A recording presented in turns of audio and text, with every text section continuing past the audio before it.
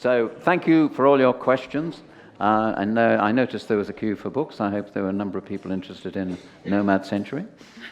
Yeah, no, it's, I want people to read the subject, because I feel like I didn't leave you on a very hopeful note, and it's a book of solutions. We have so many choices, but we have to talk honestly about what we face and what those choices are, because there's no easy answers anymore,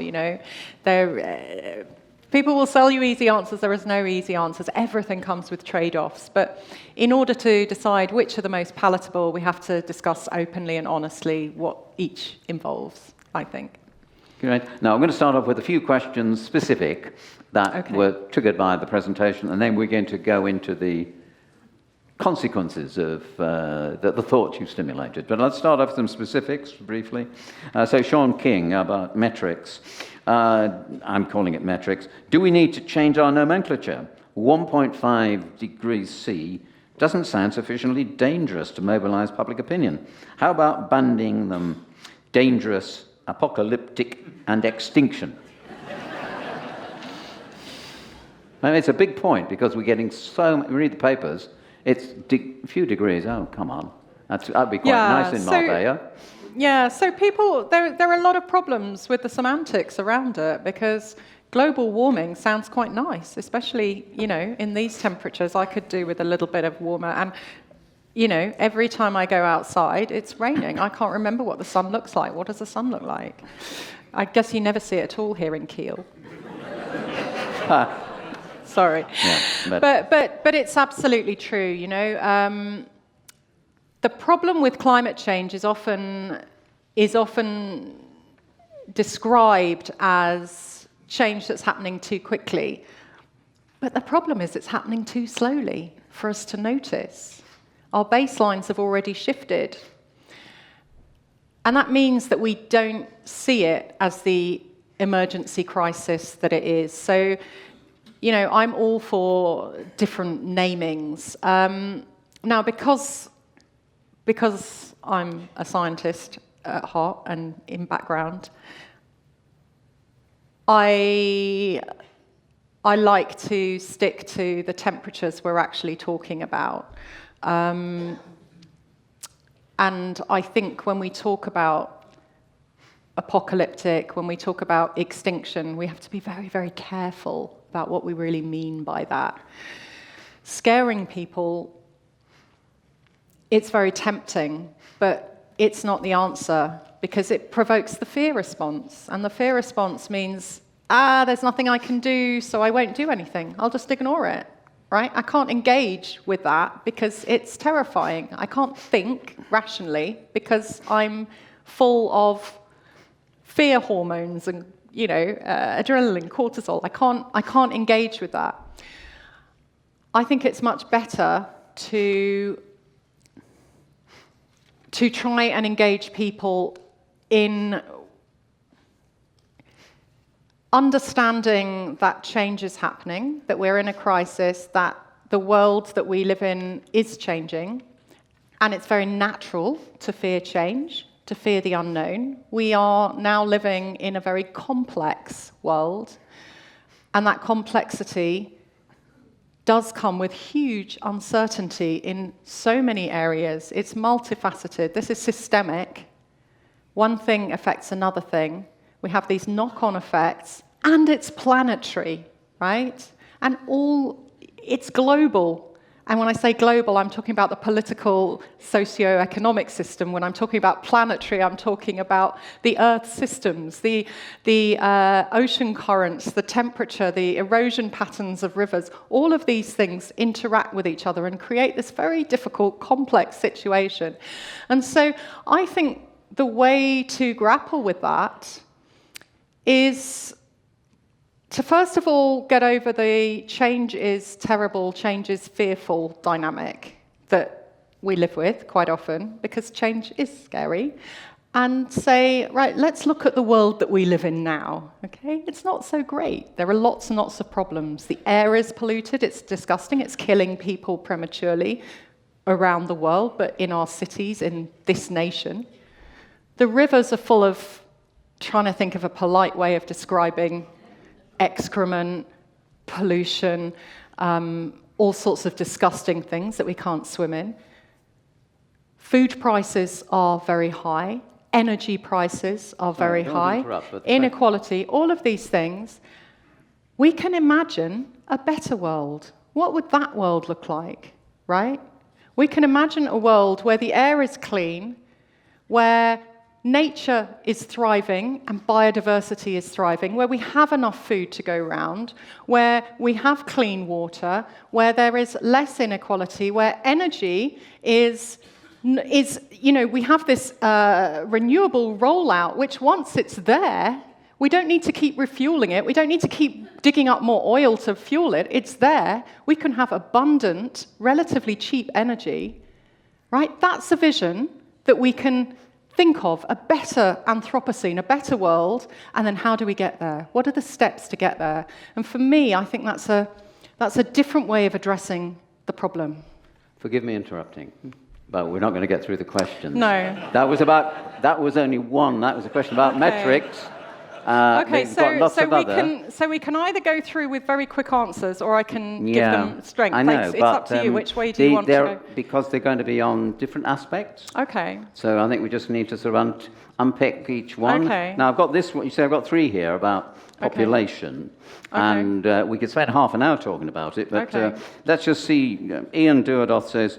Less than a year ago, we had a talk by Robin Maynard, and I mentioned him to you. He's Director of Population Matters. Yeah. And your slides to him, to Ian, shout overpopulation. So why do pressure groups refuse even to discuss population? That's what you're saying. Ian Watson. Why do what? Why do pressure groups refuse to talk about population? I think Robin Maynard feels that he's sort of shut out a lot of the discussions about these sustainability problems. Ian Watson, is overpopulation the true driver of these causes? Will the traditional scourges of humanity, warfare, famine, and disease, not bring about the equilibrium with the planet? So there's a Malthusian, if you like. Right. And we got Mark Dormer. In the likely scenarios you outlined, does the world have the capacity to feed 9 billion people? Okay. So there's a... Okay, just so wrap on up some population... thoughts on population. On population, okay.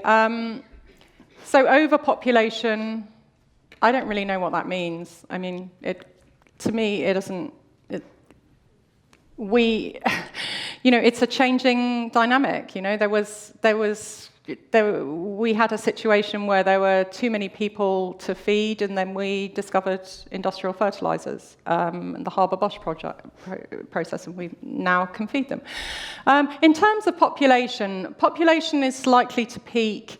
The latest analysis looks like in the 2050s, and then these analysis, population growth has already declined massively, but population itself is likely to peak in the 2050s, and then it's likely to decline in those analysis to 6 billion by 2100. So that's 2 billion fewer than today, and that's actually, I think, quite a big problem for our economic societies, because that's a huge loss. In industry, at the same time as people aging, can we feed 9 billion? Yes, we can feed 9 billion, but we are going to have to change how we feed them, where we grow crops, because some of the most impacted areas by drought, and drought is the limiting factor rather than heat, generally for cereal crops, are in the most affected regions. So we're going to have to change how we feed them, and one of the biggest changes we're going to have to do is to move to mainly plant-based diets, because I'm sure I'm speaking to people who already know this, but our meat production systems are not only highly polluting, and the major cause, 90% of deforestation, is as a result of that. 60% of the British agricultural land is to grow food for the animals that we would then eat. It's an incredibly inefficient system. We don't all have to become vegan, but we need to eat a lot less meat, and it's not necessary to eat 3 meat meals a day, as many people do in the United States, for example.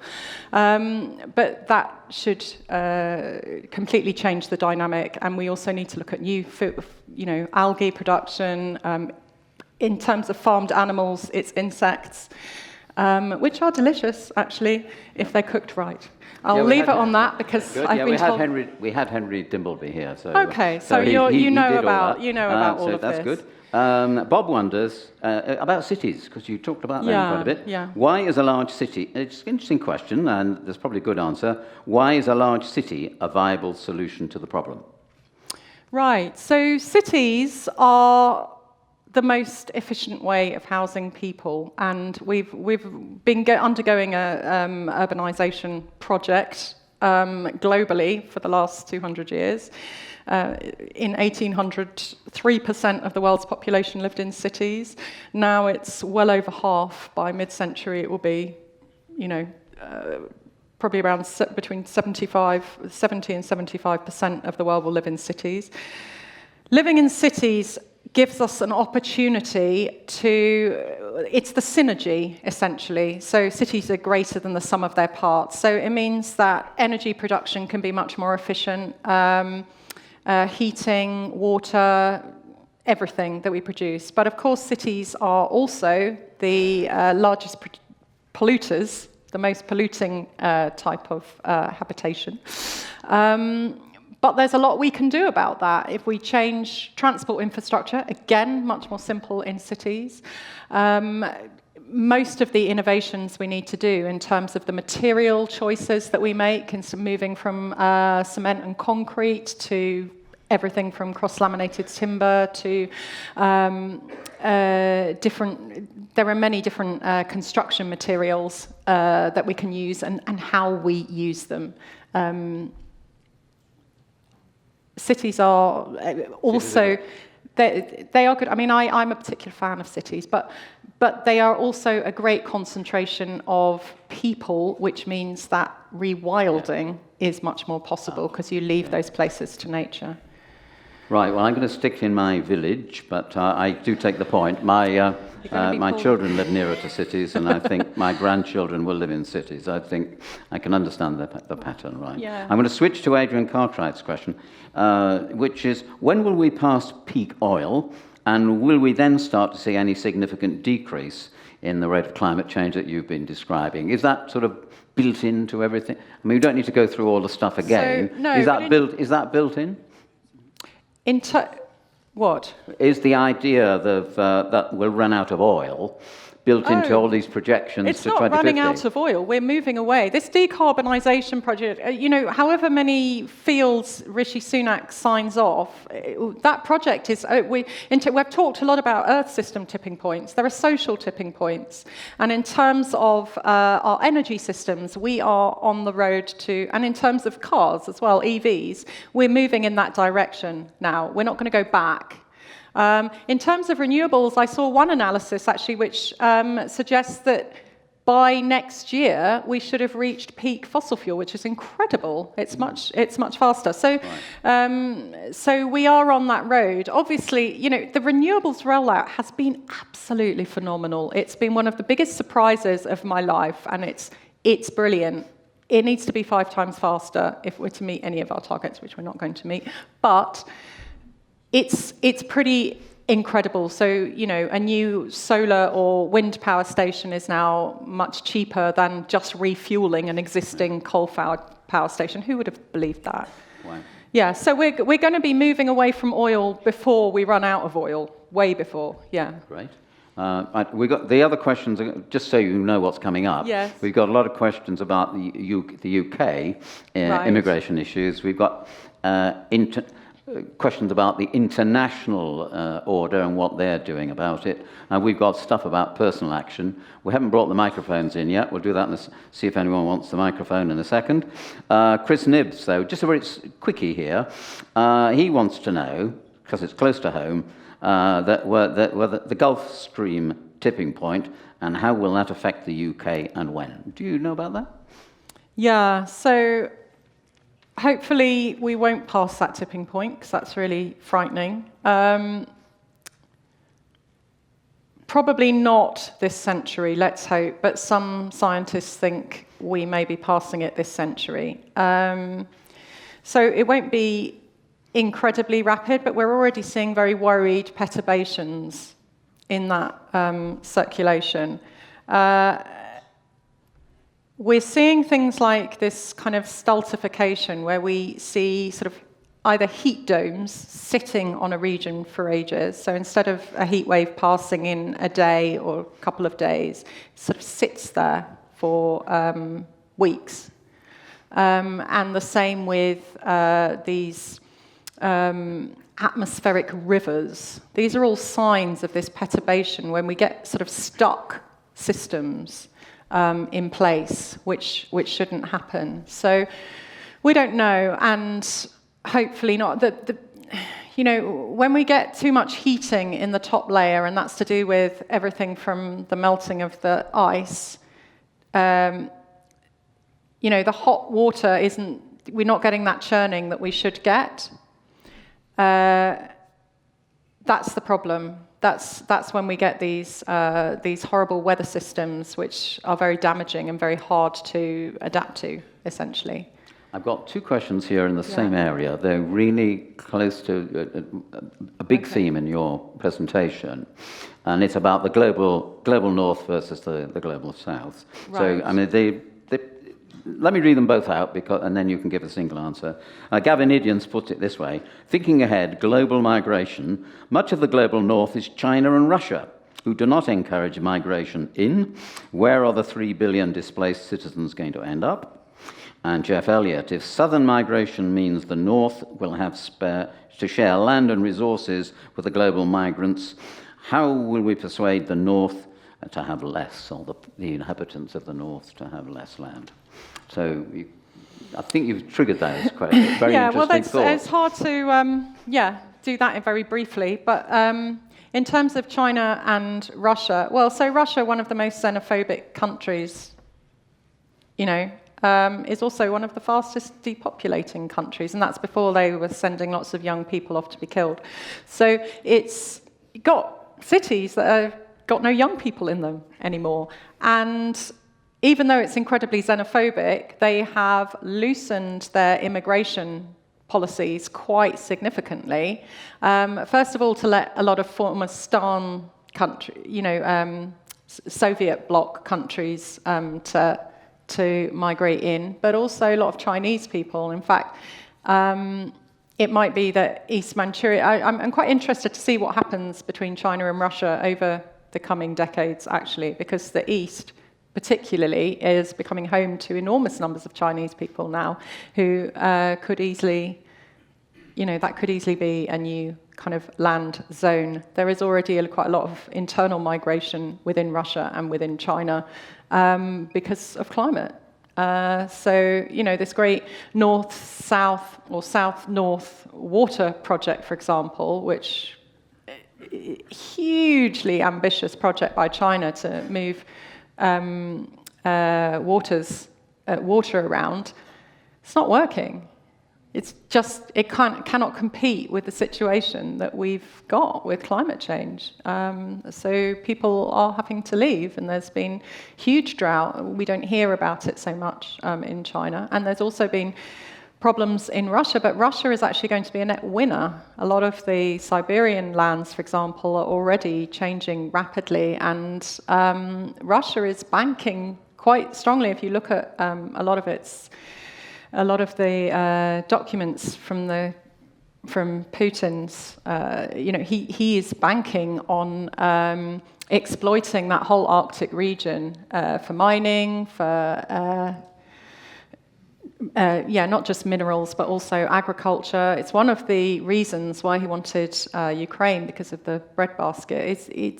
And it will be actually a winner. It will also have lots of negative consequences, but it's changing. Well, next week we've got the High Commissioner of Canada, so we can ask him about how many people he's expecting by 2050, and see if that.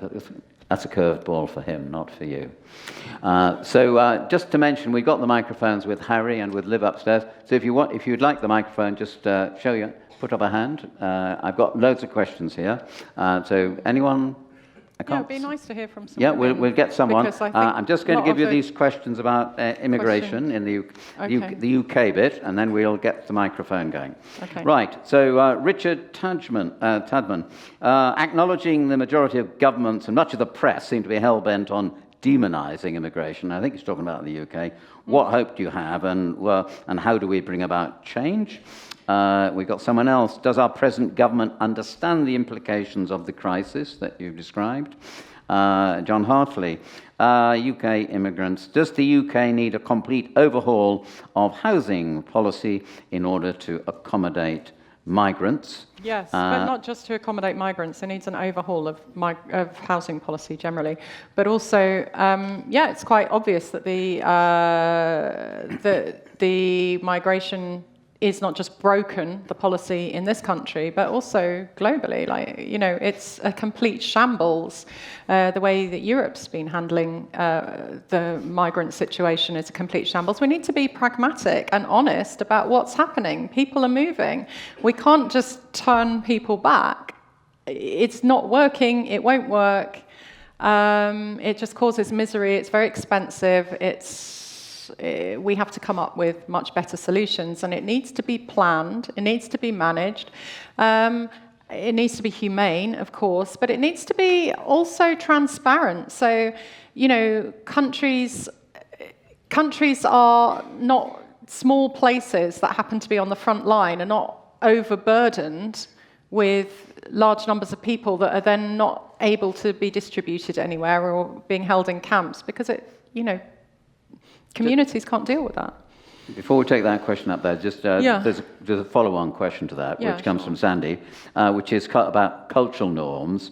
They're often based on religion, and suggests that brings huge tensions, and is often why migration is unwelcome to the host population. Can this be resolved? Or do you think it's a non-problem? Well, I don't think it's a problem. I think it's a problem of perception rather than reality. The immigration and cultural diversity, what can I say? Diversity generally in cities is generally associated with a massive reduction of all forms of extremism. There are lots of studies that show that the more people move to cities, the less religious they become generally. That's a pattern that's repeated everywhere. But also, it kind of depends who's moving and where. Some of the most religiously extreme, is that the word? People are in America, for example, and they are generally the people that came over. Their ancestors came over a lot earlier. These extremely religious Christians. So I don't know. I mean.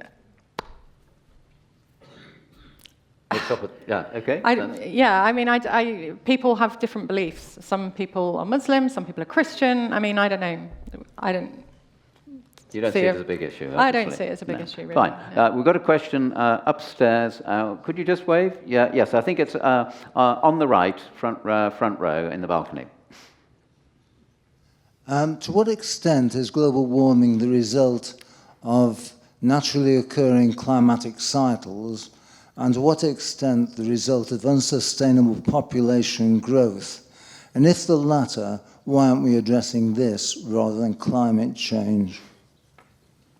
Sorry, what extent? Have we not answered this question already? I think you touched on it, but I gave you a slightly different slant. I was comparing it with possible climatic changes throughout the centuries. I didn't hear the beginning of that. Yeah, what sorry. was your first sentence? To what extent is global warming the result Global of warming. naturally occurring climatic cycles? Natural. Okay. Oh, I see. Yeah, Right. okay. It's not. Okay. Climate change is the result of us increasing the amounts of greenhouse gases in the atmosphere. That is Okay. a fact. Okay, thank you. Anyone downstairs? Yeah, we've got a microphone over there. Meanwhile, Julie's got a question. What can you tell us about Australia's policy on accepting migrants? And Julie's, the aside is, you said that Canada's policy was to accept more people. So I think the thought here is Australia's a big place as well. So how do you contrast those two? Yeah, bearing so in mind that you also have an Australian passport. Yeah, Australia's been absolutely leading the horrific dehumanisation of refugees and asylum seekers, and has led with all sorts of appalling policies. They've just lost a court case, actually, so that the sort of inhumane detention of asylum seekers for indefinitely on islands is no longer permitted. That was just this week, so hopefully that will change. Australia, of course, has only been existing for like less than 250 years as a, in terms of its colonial population, which are entirely immigrants, and yet has some of the most racist immigration policies. It had a white Australia policy until very recently. It's very backward in a lot of ways, and I say that as an Australian who absolutely loves Australia. So,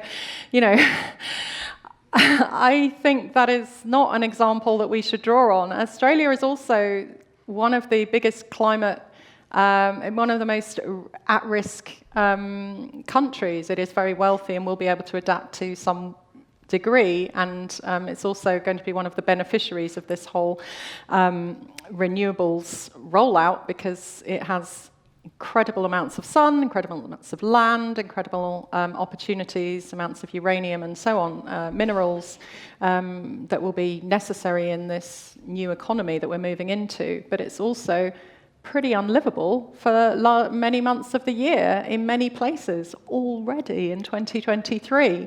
And yeah, in terms of its migration policy, certainly nothing to be proud of. We've got a question just downstairs. There we see him in front of us on the right. Can I just take issue with you on your comments about the drivers of climate change? Speaking with a geological background, the geological record is very clear in that climate change is always happening, always has throughout the life of this planet.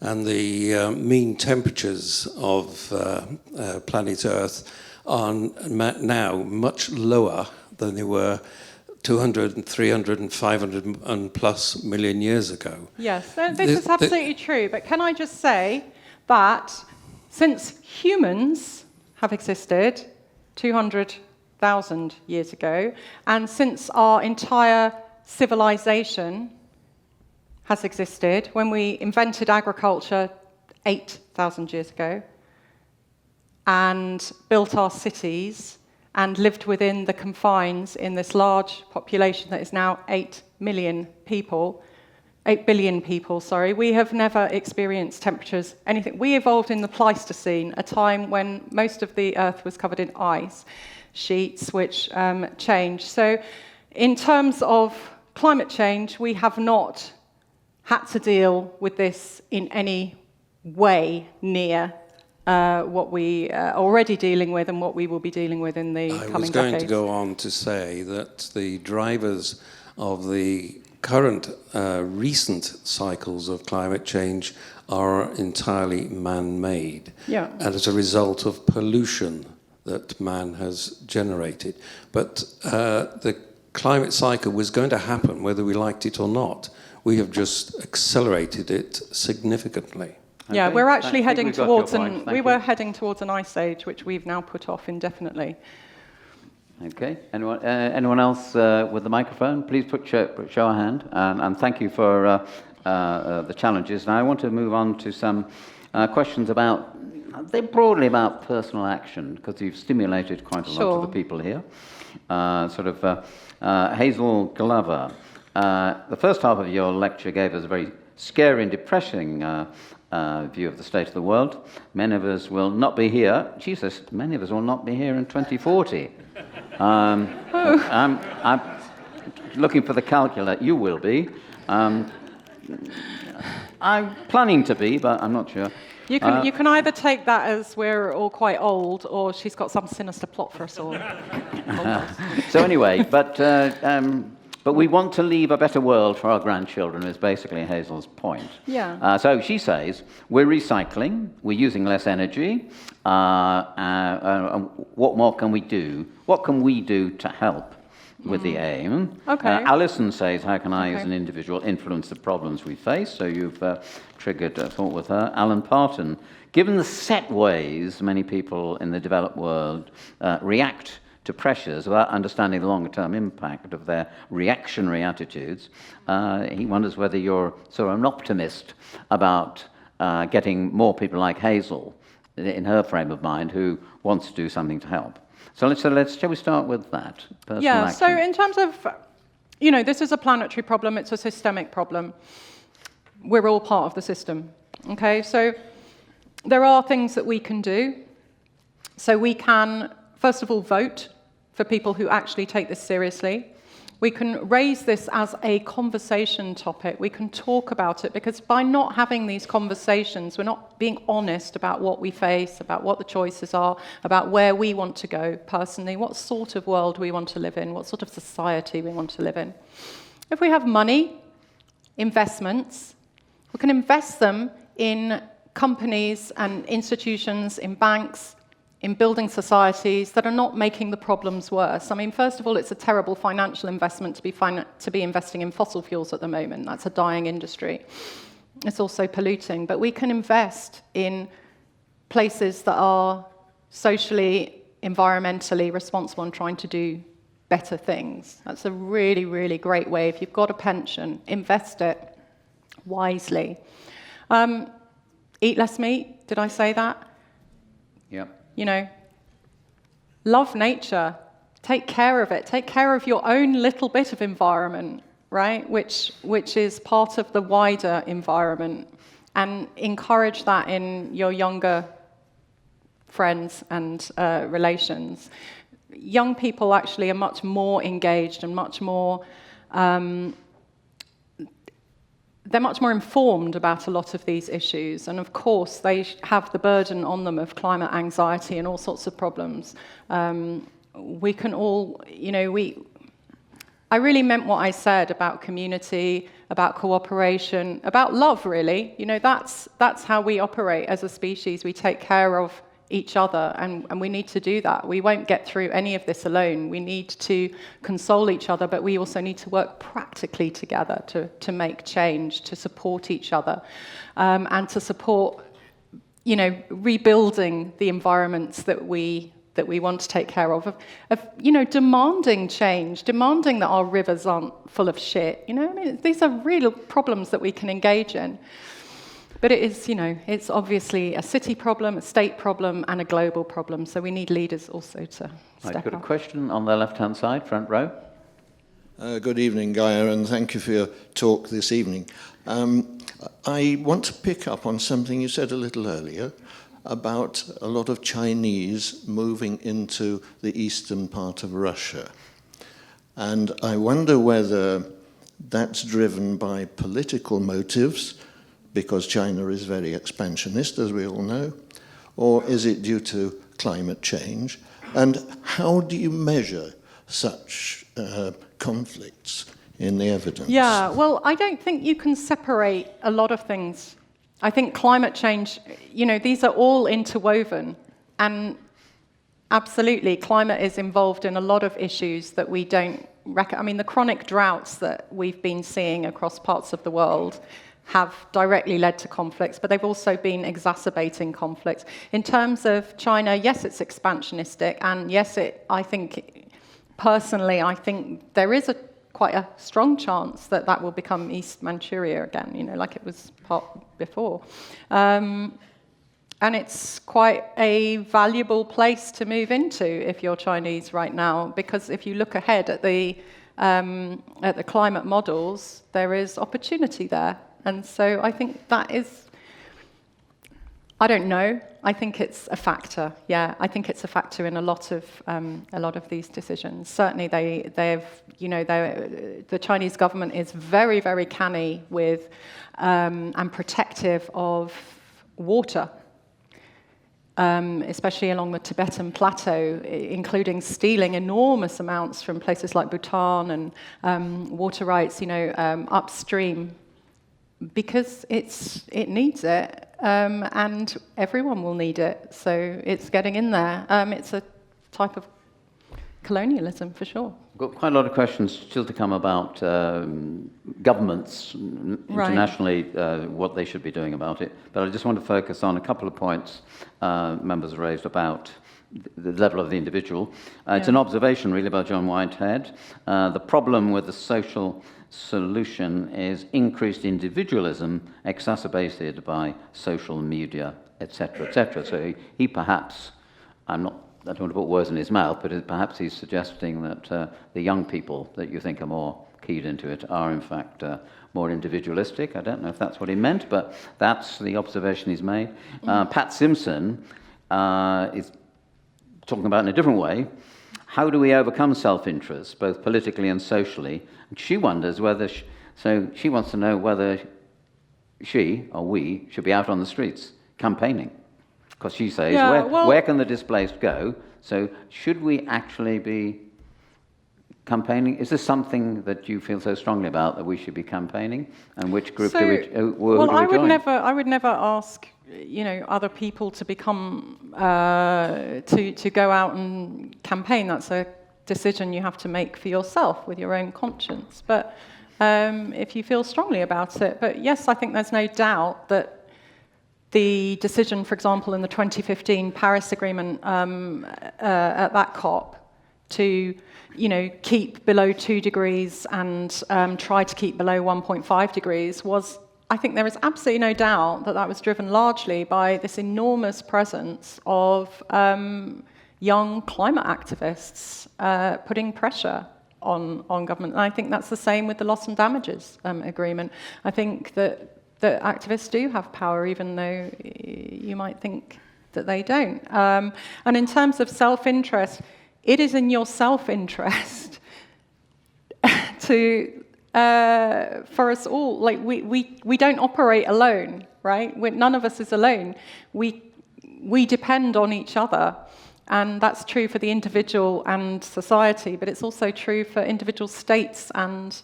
We can't afford for the economy of China to go down because of drought. That they can't run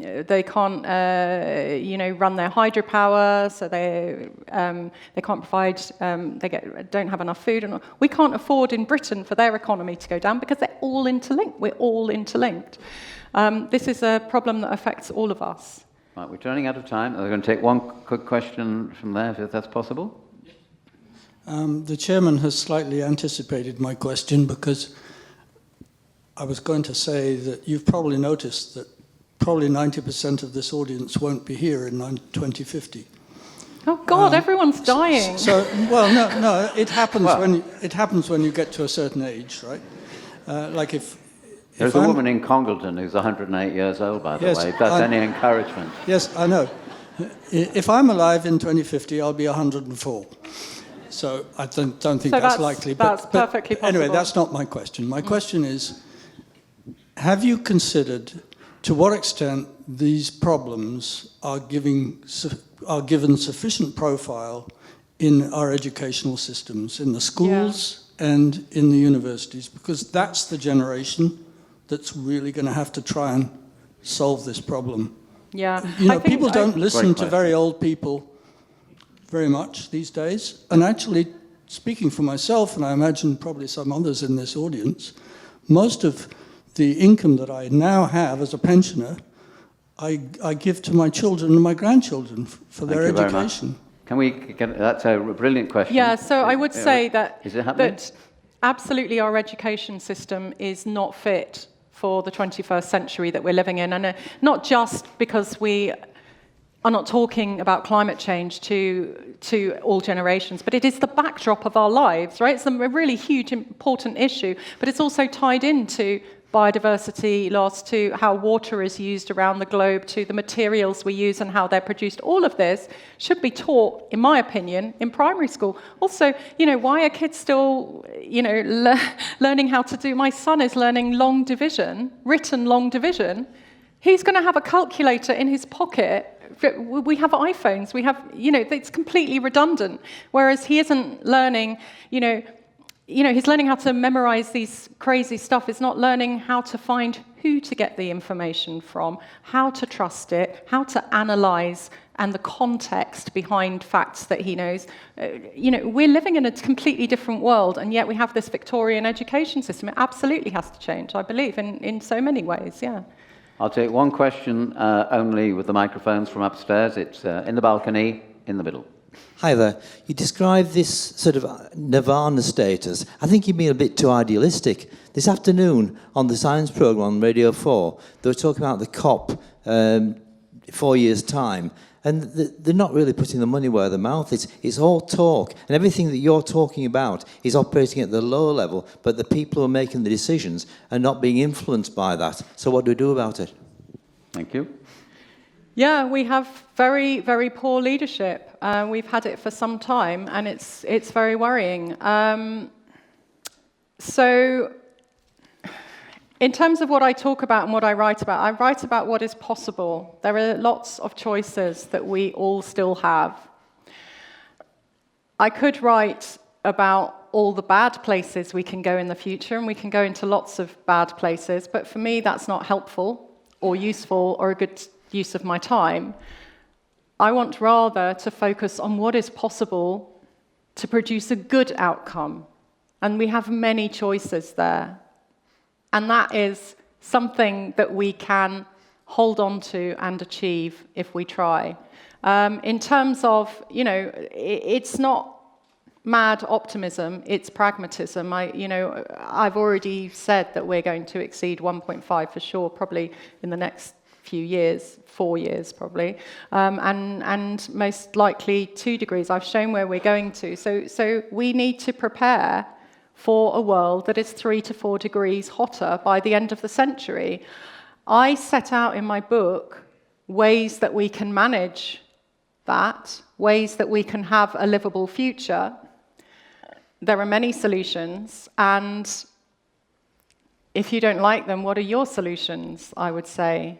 If you don't like the idea of welcoming more people into your country and building cities that are denser but full of opportunities, that are greener and cleaner, what is your solution? Because if it involves my primary school-aged kids being conscripted into armies to fight people from Bangladesh or from Colombia, that's not a future I want. I would much rather work towards a much more livable future. There are also lots of things we haven't talked about, which I mention in my book. It is possible to reduce the temperature of the Earth through geoengineering, for example.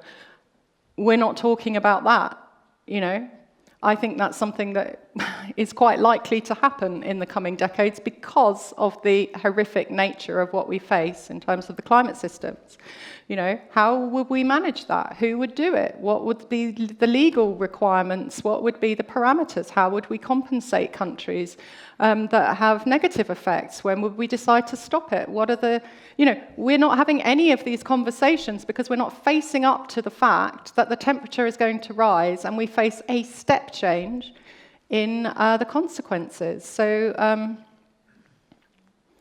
hopefully we will start a conversation. Is Paul Arbon here? Where's Paul? Paul, do you know whether Nantwich Bookstop are still here or not, or have they gone home? I don't know, but I assume they've gone. You think they've gone? Otherwise, I was going to suggest that we go back to the book desk afterwards, in case anyone else wanted a copy of the book. Just to wrap things up, the questions are about, there are several here that are really about international bodies So I'll select John Mottram's. World-leading organisations, the United Nations, have a poor record of achievement in most areas. How can this change? Hope is, you've given us hope, but hope is not a strategy, he says. And Jeff Tucker is asking questions, San Carlin also, about how we get better international discussions and we know all about the COPs. We've had lectures here about it. We want to know whether we've got the mechanisms to do the thing, look at the things you're talking about. Yeah, the United Nations is very flawed. We know that, and it can be quite ineffectual, and it needs reform. But I do think we don't appreciate just how extraordinary it is. For, we're a species on this planet, and yet we have a mechanism to start with where, for example, at the COPs, a member of every single country, whether it's tiny little Taiwan, I don't know, Burundi, or massive United States, still has a seat at that table. That's really quite extraordinary. And yet we can come together and make some sort of agreement. I think it's quite amazing that we are able to do that at all. Yes, we need to get better at it because we now do face really, truly global problems, but we have come together. If we look at the progress we have made over just the last century or so, we came from a place where famines were really regular, people were dying of starvation, to a place where, global hunger has massively gone down, where, we have changed the world in many ways for the better for humans. We are now in this big, crisis point, but I think the progress that we have made in many areas in the past show that we have it within us as a global society to solve problems. It's just really, really difficult. It's a difficult thing to do. There aren't easy answers. And so, of course, we fail many times. We will succeed, I hope. We will. Yeah. If not, hopefully by 2040, so that you will be one of the beneficiaries. So I think there, ladies and gentlemen, we must bring it to a close. Apologies to those people who asked questions that we don't have time for. Miranda Howell wondered whether there'd be wars over water. Esme is... There's already wars over water. Yeah, I know. Yes, okay, so we don't... I just want you to be reassured that you've actually triggered far more questions than we have time to cover. Because I think what Guy has done tonight is give us a magnificent presentation that's given us another view of sustainability and the issues that we face. We've not had a presentation like that before, and I think she's highlighted some new thoughts for us to take away tonight. And maybe she hasn't found all the solutions, because nobody's got all the solutions. Certainly they haven't got them in Downing Street, from what we can see. I think we've got more at this table and in this room than perhaps they have there. I think the presentation was inspiring. I think your answering of our questions was so candid and honest. We wish you every success in all your campaigning on this theme. And thank you for coming to be with us tonight. Gaia, Vince. Thank you. Thanks very much.